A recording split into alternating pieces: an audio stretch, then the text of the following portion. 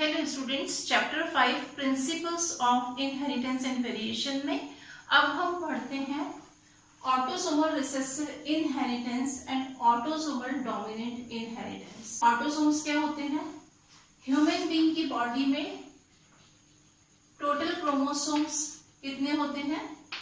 46 chromosome होते हैं। कितने पेयर होते हैं?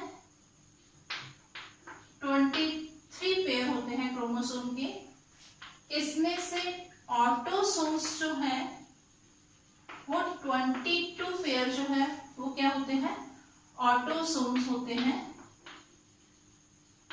और जो लास्ट पेयर होता है क्रोमोसोम का उसको कहा जाता है सेक्स क्रोमोसोम, या इसे हम बोलते हैं एलोसोम। ये जो लास्ट पेयर रहता है, आपको मालूम है कि जो फीमेल बॉडी रहती है, फीमेल बॉडी में ये होता है XX, इसमें होता है ये फीमेल इंडिविजुअल में, और XY होता है मेल इंडिविजुअल में। तो यहाँ पर जो ऑटोसोम्स होते हैं 22 पेयर ऑटोसोम्स जो है, इन पर भी बहुत सारे जीन्स प्रेजेंट रहते हैं, और ये जीन्स जो है one generation to next generation transmit होते हैं। जब ये क्रोमोसोम एक जनरेशन से दूसरे जनरेशन पर ट्रांसफर होते हैं तो अपने साथ में जीन्स को भी ये लेकर के जाते हैं।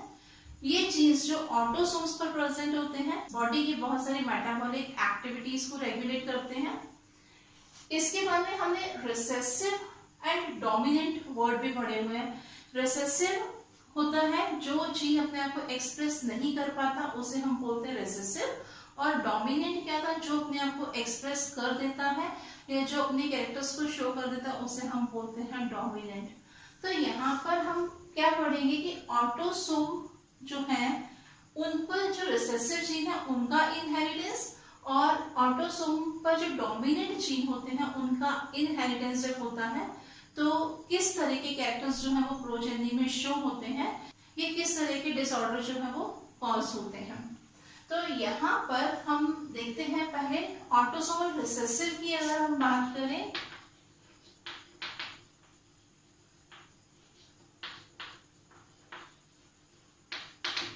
ऑटोसोमल रिसेसिव कंडीशन देखते हैं, और हम ऑटोसोमल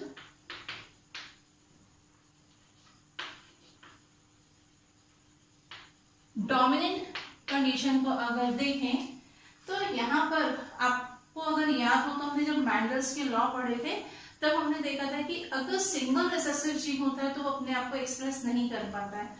दोनों जीन जब रिसेसिव कैरेक्टर के होते हैं तभी वो अपने आप को एक्सप्रेस कर पाते हैं। तो यहाँ पर हम क्या बोल सकते हैं कि इसमें 2 जीन की जरूरत पड़ती है। Need 2 disease gene. किसी भी इंडिविजुअल में डिसीज कब कॉज होगी? जब वहां पर 2 जीन प्रेजेंट होंगे तब वो डिसीज को कॉज करेंगे। इस कंडीशन में, ऑटोसोमल रिसेसिव कंडीशन में। पर यहां पर अगर 1 डिसीज जीन होगा तो भी वो जीन चूंकि कैसा है, डोमिनेंट है, तो वो इंडिविजुअल में क्या करेगा? डिसीज को कॉज करेगा। ऑलरेडी हम मैंडल्स के लॉ में पढ़ चुके हैं कि अगर डोमिनेंट जीन रिसेसिव जीन के साथ में होगा तो डोमिनेंट अपने आप को एक्सप्रेस करता है, रिसेसिव जीन जो होता है वो अपने आप को एक्सप्रेस नहीं कर पाता है।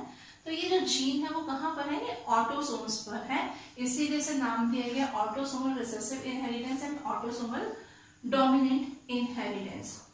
इसका एग्जाम्पल एक डिसऑर्डर है सिस्टिक फाइब्रोसिस, और इसका एग्जाम्पल है हंटिंगटन्स कोरिया। जब सिस्टिक फाइब्रोसिस में क्या होता है, अगर दोनों रिसेसिव जीन किसी इंडिविजुअल में प्रेजेंट होते हैं तभी डिसीज जो होगी वो कॉज होगी, और यहाँ पर अगर 1 डोमिनेंट जीन प्रेजेंट होगा तभी भी क्या होगा? डिसीज कॉज होगी। तो यहाँ पर दोनों जीन का होना जरूरी है। है और यहाँ पर सिंगल जीन जो होगा वो भी क्या करेगा, डिसीज को कॉज करेगा। अगर सिंगल रिसेसिव जीन होता है तो वो क्या होगा, वो अपने आप को एक्सप्रेस नहीं कर पाएगा, तब इंडिविजुअल में डिसीज जो है वो कॉज नहीं होती है। अब हम देखते हैं इनहेरिटेंस पाथवे किस कंडीशन के लिए, ऑटोसोमल रिसेसिव कंडीशन के लिए।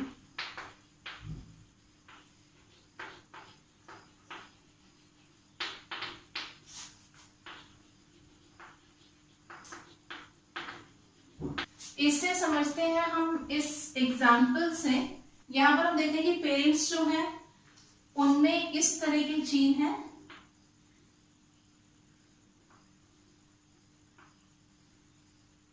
ये मैंने यहाँ पर 2 क्रोमोसोम्स बनाए हैं।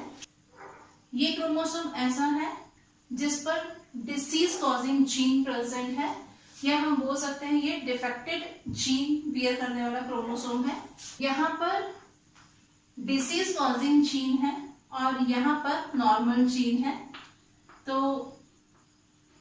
हम देख लेते हैं कि ये मेल बॉडी है और इसी तरह से फीमेल इंडिविजुअल में भी ऐसी ही कंडीशन है। तो यहाँ पर ये जो है ये डिसीज्ड जीन है इस पर, और ये क्रोमोसोम जो है उस पर कैसा जीन है, नॉर्मल जीन है। और ये है फीमेल इंडिविजुअल। जब इनमें गैमेट का फॉर्मेशन होगा, गैमेट फॉर्मेशन के टाइम पर आपको मालूम है कि क्रोमोसोम जो होंगे वो हाफ हो जाएंगे, तो जो जीन्स है वो भी क्या होंगे, सेग्रीगेट हो जाएंगे।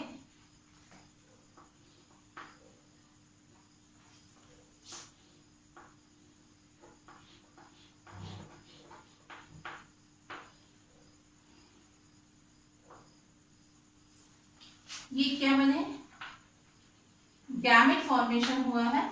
और हम क्या देखेंगे, मेल में जो गैमेट फॉर्म हो रहे हैं उसमें हाफ गैमेट जो है उसमें डिसीज कॉजिंग जीन वाला क्रोमोसोम है और हाफ गैमेट्स में नॉर्मल जीन वाले क्रोमोसोम्स हैं।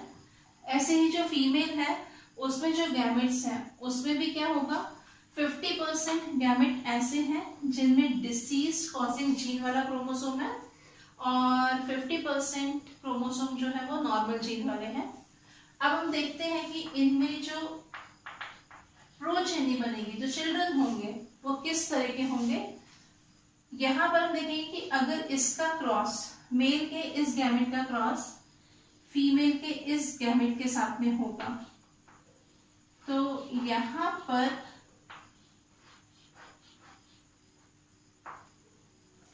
जो इंडिविजुअल बनेगा उस इंडिविजुअल में दोनों ही जीन कैसे हैं, डिसीज कॉजिंग जीन जो है वो है, यानी कि दोनों क्रोमोसोम ऐसे जिन पर डिसीज कॉजिंग जीन प्रेजेंट था। एक कंडीशन हमको ये मिलेगी। सेकंड कंडीशन क्या होगी कि इसका क्रॉस इसके साथ में हो सकता है, तो यहाँ पर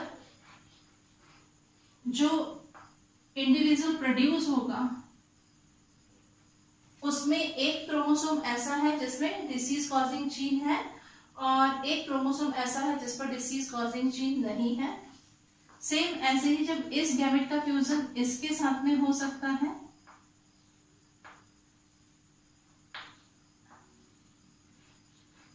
तो यहाँ पर भी क्या है, एक क्रोमोसोम या एक जीन जो है वो कैसा डिफेक्टेड है और एक नॉर्मल है। और यहाँ पर जब इसका क्रॉस इसके साथ में होगा तो यहाँ पर दोनों ही जीन जो है वो कैसे होंगे, नॉर्मल होंगे। ये जो मेल और फीमेल है, फादर और मदर जो है, उनमें ये जीन तो प्रेजेंट है बट ये क्या है, नॉर्मल है, इनमें डिसीज कॉज नहीं होती है। तो यहाँ पर ये दोनों क्या कर रहे हैं, कैरियर की तरह काम कर रहे हैं, मीन्स जीन को वो नेक्स्ट जनरेशन में ट्रांसफर कर रहे हैं। तो यहाँ पर जो ऑफस्प्रिंग बने हैं, ये जो चिल्ड्रन है, उनमें हम देखेंगे वन चाइल्ड जो है, यहाँ पर दोनों ही जीन कैसे हैं, रिसेसिव जीन है। तो ये कैसे होगा, इसमें ये चाइल्ड कैसा होगा जिसमें डिसीज कॉज होगी, ये दोनों चाइल्ड जो है वो जिनमें एक नॉर्मल जीन वाला क्रोमोसोम है और एक डिफेक्टेड क्रोमोसोम है, तो ये दोनों चाइल्ड कैसे होंगे, इनमें जीन तो है लेकिन डिसीज कॉज नहीं होगी, क्योंकि यहाँ पर ये जो है कौन सी कंडीशन है, ये हम पढ़ रहे हैं ऑटोसोमल रिसेसिव कंडीशन। डिसीज कब कॉज होगी, जब दोनों ही रिसेसिव जीन एक साथ में प्रेजेंट होंगे तभी डिसीज कॉज होगी। इन दोनों में क्या हो रहा है, केवल सिंगल डिफेक्टेड जीन प्रेजेंट है, ये दोनों क्या होंगे, कैरियर होंगे डिसीज के, और ये पर्सन, ये चाइल्ड जो है वो कैसा होगा, नॉर्मल होगा, क्योंकि इसमें दोनों ही क्रोमोसोम कैसे हैं, नॉर्मल जीन वाले हैं। तो इससे हमें समझ में आया कि जब ऑटोसोमल रिसेसिव कंडीशन में क्या होगा कि जब दोनों रिसेसिव जीन एक साथ में होंगे तभी डिसीज जो होगी वो कॉज होगी, अदरवाइज डिसीज कॉज नहीं होगी। अगर सिंगल रिसेसिव जीन प्रेजेंट होगा या उन इंडिविजुअल में डिसीज कॉज नहीं होगी, ऐसे इंडिविजुअल डिसीज के कैरियर होंगे, मीन्स वो नेक्स्ट जनरेशन में डिसीज को ट्रांसफर करेंगे। अब हम नेक्स्ट कंडीशन देखते हैं, ऑटोसोमल डोमिनेंट कंडीशन।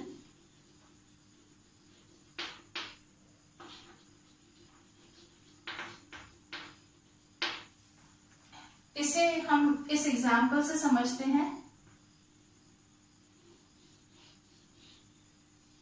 यहां पर ये फादर और मेल इंडिविजुअल,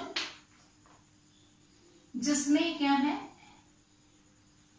एक क्रोमोसोम जो है वो कैसा है, डिफेक्टेड क्रोमोसोम है, जिस पर डिफेक्टेड जीन है, और एक क्रोमोसोम जो है वो कैसा है, नॉर्मल है। इस लेकिन और जो मदर है वो कैसी है, अनअफेक्टेड है, नॉर्मल है।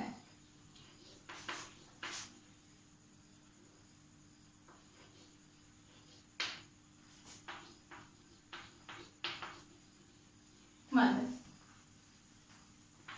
ये पेरेंट्स हैं। जब इनमें गैमेट का फॉर्मेशन होगा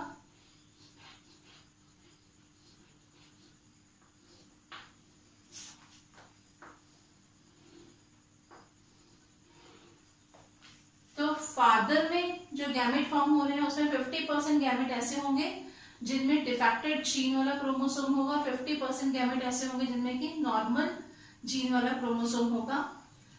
और मदर जो है उसमें 100% गैमेट जो है वो कैसे हैं, नॉर्मल जीन वाले हैं।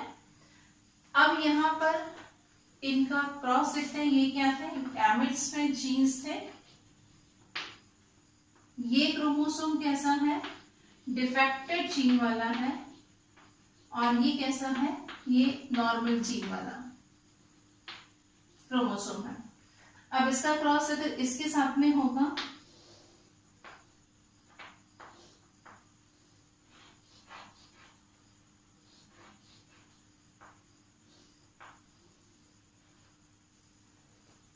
तो जो ऑफस्प्रिंग बनेगा उस ऑफस्प्रिंग में एक डिफेक्टेड जीन वाला क्रोमोसोम होगा और एक नॉर्मल जीन वाला क्रोमोसोम होगा।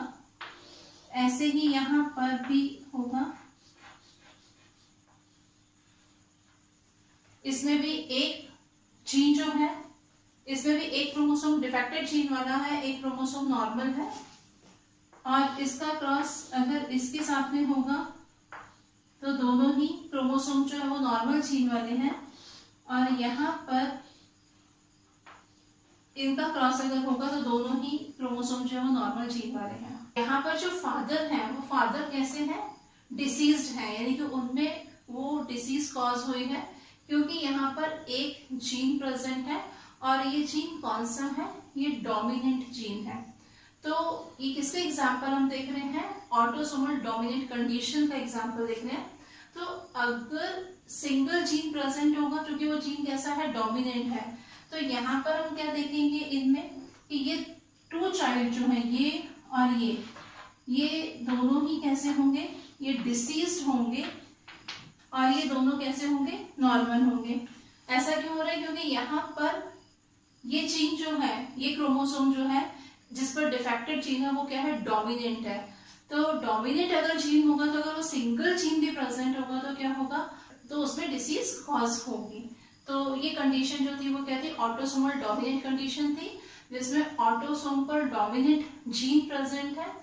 डोमिनेंट जीन होने की वजह से यहाँ पर जो फादर थे वो भी कैसे थे, डिफेक्टेड थे। और जब ये जीन इनके थ्रू इनके ऑफ स्प्रिंग्स में पहुंचा तो वहां पर भी हमने क्या देखा, जब सिंगल जीन प्रेजेंट है तो वो जो चाइल्ड है या वो ऑफ स्प्रिंग जो है वो कैसे है, डिफेक्टेड है। तो ये होती है हमारी ऑटोसोमल डोमिनेंट कंडीशन। तो इस तरह से हमने देखा कि जो ऑटोसोम्स हैं, ऑटोसोम्स पर प्रेजेंट होते हैं रिसेसिव जीन, ये डोमिनेंट जीन। ये जीन जब एक जनरेशन से दूसरी जनरेशन में ट्रांसफर होंगे तो ऑटोसोमल रिसेसिव कंडीशन में जब दोनों ही रिसेसिव जीन होंगे तभी उनमें डिसीज कॉज होगी। और ऑटोसोमल डोमिनेंट कंडीशन में हमने देखा कि जब सिंगल डोमिनेंट जीन होगा तो भी इंडिविजुअल में क्या होगा, डिसीज कॉज होगी। तो इस तरह से हमारा ये टॉपिक यहीं पर कंप्लीट होता है। नेक्स्ट क्लास में हम इसी चैप्टर को कंटिन्यू करेंगे। Thank you.